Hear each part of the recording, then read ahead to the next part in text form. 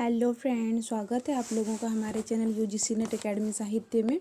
तो research mythology में मैंने 2 क्लास किए थे, जिसमें से कि पहला क्लास था हमारा कि शोध क्या है या फिर अनुसंधान किसे कहते हैं ये, और दूसरा क्लास था कि अनुसंधान का क्या महत्व है या फिर शोध का क्या महत्व है, उनके उद्देश्य के बारे में। ठीक है, आज का जो हमारा क्लास है ये आ जाएंगे हमारे अनुसंधान की विशेषता या फिर हम यहाँ बोल सकते हैं शोध की विशेषता। ठीक है, तो देखते हैं यहाँ पे। जैसा कि हम जान चुके हैं कि अनुसंधान वैज्ञानिक विधि या दृष्टिकोण है, इसीलिए विज्ञान की परिभाषा के अनुरूप अनुसंधान का भी पूर्वाग्रहों यानी कि पूर्व धारणा और व्यक्तिपरक होना जैसे कि त्रुटियों से मुक्त होना आवश्यक है। इस तथ्य को ध्यान में रखते हुए अच्छी अनुसंधान प्रक्रिया की जो विशेषता होगी वो निम्न है। यहाँ पे देख लेते हैं। सबसे पहले क्या आती है इसमें, वस्तुनिष्ठता आती है। ठीक है, यानी कि ऑब्जेक्टिविटी। ठीक है, यहाँ पे आप लोग देख लीजिएगा, यहाँ पे इसको हम पढ़ देते हैं। यह अनुसंधान की सबसे महत्वपूर्ण पहलू है, बाकी गुण इससे संबंधित है। इससे पहले हम वस्तुनिष्ठता को समझ ले। यह घटना या वस्तुओं के बिना किसी पूर्वाग्रह या फिर भेदभाव में देखना है। अनुसंधानकर्ता पूर्वाग्रह से मुक्त होना आवश्यक है।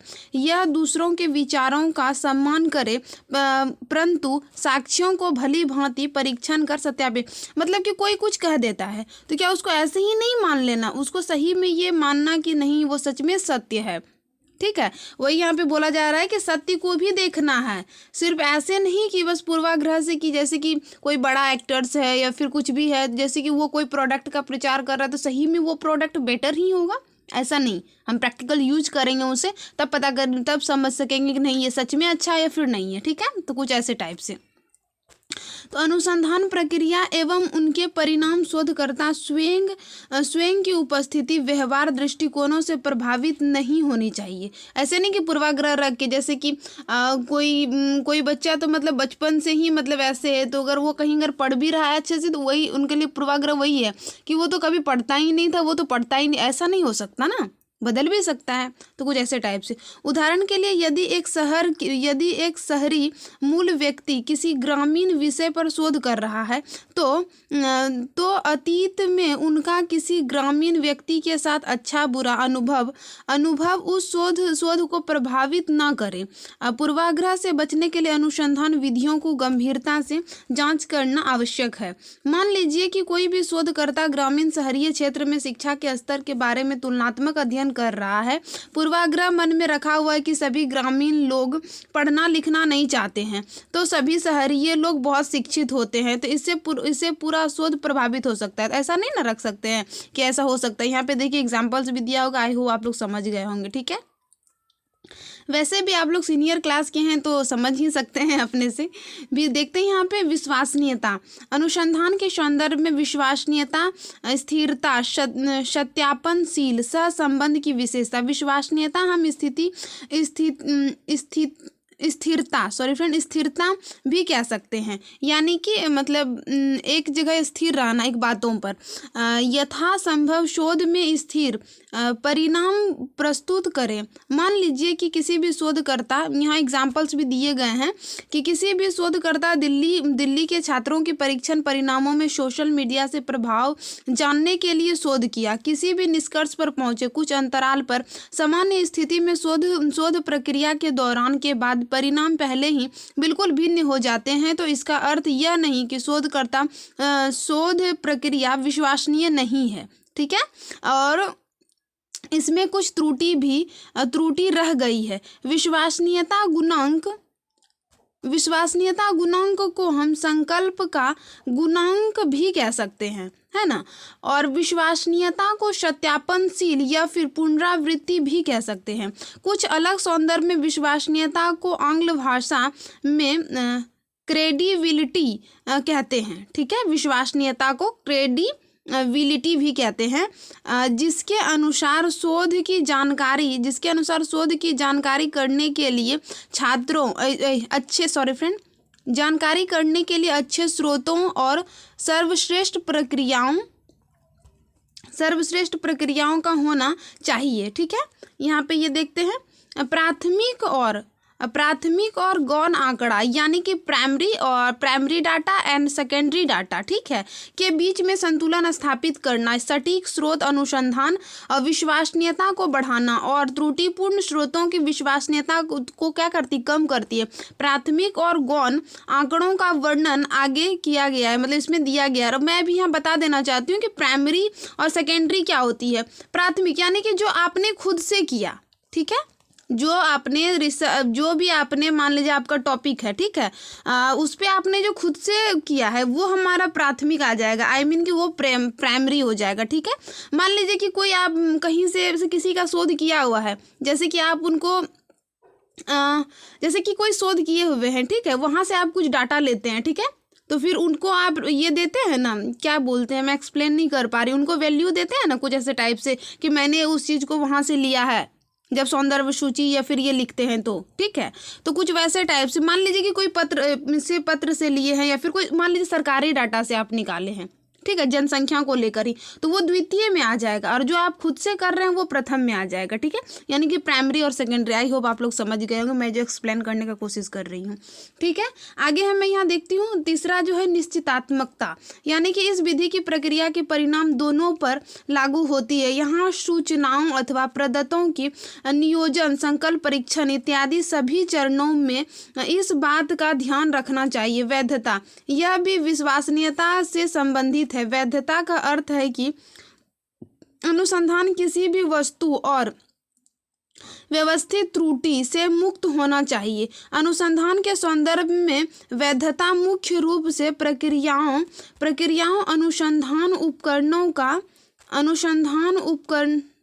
अनुसंधान उपकरणों का परीक्षण आदि के यथार्थता से यानी कि सच्चाई से संबंधित है। उसको सुनिश्चित करने के लिए यह अर्थ है कि अनुसंधान सही दिशा में अग्रसर है। शोध में वैधता का होना इसलिए भी आवश्यक है क्योंकि शोध में हम समय, धन और अन्य स्रोतों का भी निवेश करते हैं, ठीक है। आगे हम यहाँ देखेंगे हर समाज में पारिभाषिक शब्दों में अलग अलग मायने रखते हैं। मान लीजिए कि शोध के विषय में गांव के गरीबी का विस्तार करना है तो हमें यहाँ गरीबी की स्थिति के मानकों का अनुसरण परिभाषित करना पड़ेगा। मतलब कि आमदनी, उसके बारे में संपत्ति आदि को भी देखना पड़ेगा ना। और भारतीय परिस्थितियों में जापान या संयुक्त राष्ट्र अमेरिका के मानकों को लागू करना उपयुक्त नहीं होगा। मतलब वो तो नहीं कर सकते ना, हम कंपेयर नहीं कर सकते ना एक दूसरे से। जो यहाँ की स्थिति है वो यहाँ की स्थिति है, उनको देखेंगे हम, ठीक है। आगे हम यहाँ देखते हैं साधारणतः वैधता और विश्वसनीयता की तुलना में महत्वपूर्ण स्थान है, यानी कि वैधता को विश्वसनीयता से अधिक। अगर ऐसे क्वेश्चन आते हैं कि वैधता और विश्वसनीयता में कौन ज्यादा, तो वहाँ पे विश्वसनीयता होगा, ठीक है। अनुसंधान के लिए जरूरी है कि अवधारणाओं में यथासंभव सही ढंग से परिभाषित किया जाए ताकि उनके मापन के दौरान कोई त्रुटि न रह जाए। विभिन्न प्रक्रियाओं की वैधता निम्न रूप में की जाएगी, यानी कि ये जो हम यहाँ बताना चाहेंगे फ्रेंड, ये वैधता के अंतर्गत जो आती है कौन कौन सी वैधता, उनको यहाँ पे एक्सप्लेन किया गया है, ठीक है। तो देखते सबसे पहले आंतरिक वैधता, ठीक है। यहाँ पे दिया है कि उच्च आंतरिक वैधता सुनिश्चित करने के लिए अर्थ दो या अधिक चरों के बीच बेहतर कारणीय संबंध, यानी कि कारण का संबंध स्थापित करने की क्षमता। आंतरिक वैधता प्रयोगशाला में प्रयोग करने में ज़्यादा सत्य है। यहाँ कारण और उनके प्रभाव के संबंध में अधिक स्पष्ट रूप से स्थापित किया गया, यानी कि कारण और उसके प्रभाव, यानी कि कुछ कारण हो रहा है तो इसके पीछे भी कुछ प्रभाव है, ठीक है। कारण नहीं है तो प्रभाव भी नहीं है। यहाँ पे बाह्य वैधता का अर्थ में हम देखेंगे कि इसका अर्थ है कि अध्ययन को प्रभावित कर सकने वाले बाहरी कारकों को नियंत्रण करना। उदाहरण के लिए सामाजिक विज्ञान सर्वेक्षण का एक प्रतिवादी की प्रक्रिया को एक गैर भागीदारी प्रेक्षक की उपस्थिति मात्र से प्रभावित हो सकती है। उदाहरण के लिए किसी भी विश्वविद्यालय में शिक्षक को प्रभावशीलता को जानने के लिए शोध किया जा रहा है, ठीक है। यहाँ फॉर एग्जाम्पल्स दिए हुए हैं, ठीक है। फिर यहाँ पे दिया है विद्यार्थी अपनी प्रक्रिया दे रहे हैं। इस दौरान शिक्षक की शिक्षा की मौजूदगी उसकी प्रतिक्रिया को प्रभावित कर रही है। यानी कि अगर वहाँ पे कोई टीचर्स है उसके बारे में बोल रहा है तो ऐसे तो नहीं बोल सकते हैं ना, इसीलिए उसकी मौजूदगी भी वहाँ प्रभावित कर रही है क्योंकि वहाँ टीचर है। और उससे संबंध में उससे शोध शोध के परिणाम भी प्रभावित होंगे, बिल्कुल होंगे। ऐसे हम मतलब किसी के बारे में नहीं जानते हैं, बोलते हैं ना कि सामने तो उतना कुछ नहीं बोल सकते ना जितना हम ऐसे बोलते हैं, तो उससे भी प्रभावित होगा क्योंकि संभवतः छात्र के मन में शिक्षक के भय भी हो सकते हैं। मान लीजिए कि ऐसे फॉर एग्जांपल्स प्रधानमंत्री को तो हर कोई अच्छा नहीं बोलता है ना, मतलब मैं सिर्फ यहाँ एग्जांपल्स के लिए बोल रही हूँ, ठीक है। तो मान लीजिए कि अब क्या प्रधानमंत्री के सामने उनको बोल सकेंगे कि आपने ये नहीं किया वो नहीं किया, नहीं हो सकता है ना। बोलने का तो गॉड को भी बोला जाता है, तो गॉड जी अगर आ जाए तो क्या उसको बोल देंगे, नहीं बोल सकेंगे ना, तो उसका एक भय हो जाता है, ठीक है। तो आई मीन आप लोग समझ गए होंगे। तो यहाँ फिर इस शोध के अंतर्गत वैधता, विश्वसनीयता, वाह्य वैधता, सामान्यीकरण यानी सामान्यीकरण से जोड़ा जाता है, ठीक है। आगे हम यहाँ देखेंगे शुद्धता और यथार्थता। इसका वैधता के निकट संबंध है। यहाँ यह विशेषता इसके अंतर्गत प्रक्रियाओं में शोध उपकरण और उनके साधन एक दूसरे से पूर्ण रूप से संबंधित होने चाहिए। शुद्धता को तभी मापा जाता है जब अनुसंधान साधनों में यथासंभव उचित ढंग से चयन किया गया हो। फिर यहाँ पे देखेंगे शोध प्रक्रिया में हर चरण का कड़ा परीक्षण किया जाना चाहिए, यानी कि कुछ भी त्रुटि नहीं रहना। सामान्यीकरण को अगर हम देखेंगे तो यहाँ पे सामान्यीकरण सिद्धांत स्थापित कर शोधकर्ता के मूल उद्देश्य होनी चाहिए। शोधकर्ता के इन लक्षणों में 2 स्तर में वर्गीकरण किया गया है, जैसे कि यहाँ सामान्य शोध समिष्टि, इसमें छोटे भाग पर ये छोटे भाग पर होते हैं, इसमें प्रतिदर्श यानी कि सैंपल कहा जाता है। पर अभी हम यहाँ पे सैंपल और सैम्पलिंग भी बता देंगे जो क्या होता है। पर इसके निष्कर्ष को समिष्ट कर लागू माना जाता है। आगे देखेंगे शोध प्रक्रिया के निष्कर्ष के बाद एक विकसित अवधारणा को सभी सामान्य स्थिति में सत्यापित किया जाता है, ठीक है। आगे हम यहाँ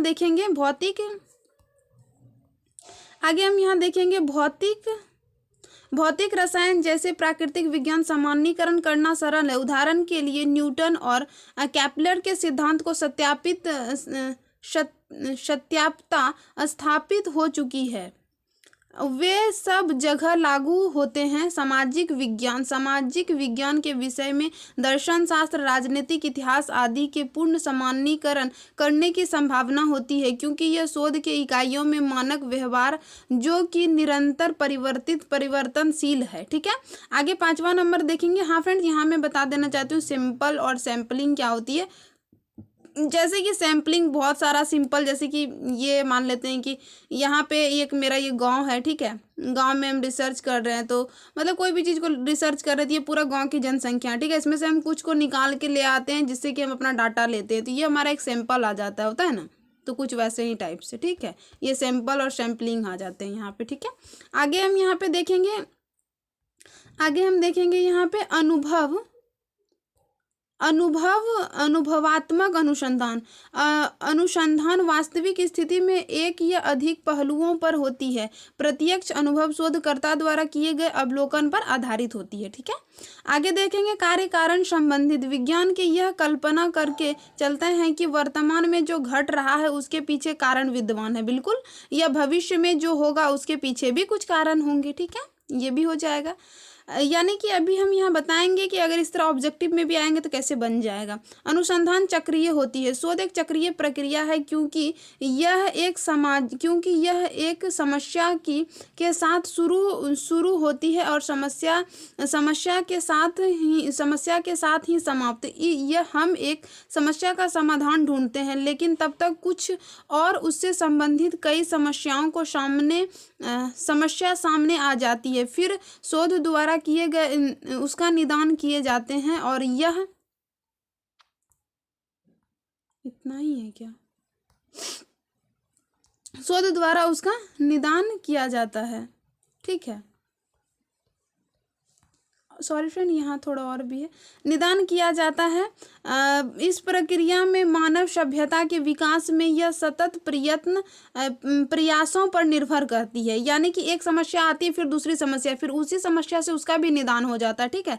8वां नंबर जो हमारा पॉइंट है ये तार्किक है। इसका तात्पर्य है कि अनुसंधान तार्किक विचारों और नियमों का द्वारा निर्देशित होती है। अनुसंधान के क्षेत्र में आगमन निगमन